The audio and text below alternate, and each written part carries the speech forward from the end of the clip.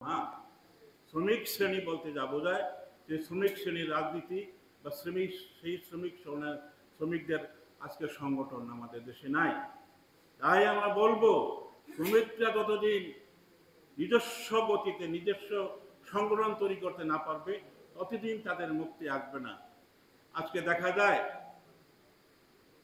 শ্রমজীবী মানুষ বা শ্রমিক, আজকে দেখা যায় শ্রমিকরা তাদের দাবির কথা বললে শ্রম আইন তাদের পক্ষে কোনো কাজ করে না। শ্রমিক মালিকরা শ্রম আইন মানে না, কিন্তু তাদের বিরুদ্ধে শ্রমিকরা রুখে দাঁড়াতেও পারছে না। আজকে এই অবস্থায় স্বাধীনতার আজকে 50 বছর আমরা পার করে আসছি। আমরা বলতে চাই, শ্রমজীবী মানুষ যদি ঐক্যবদ্ধ না হয়, তাদের দাবির প্রেক্ষিতে তারা যদি সংগ্রামের যে অবদান তারা যদি রাখতে না পারে, আমাদের শ্রমিকদের কোনোদিনও মুক্তি আসবে না।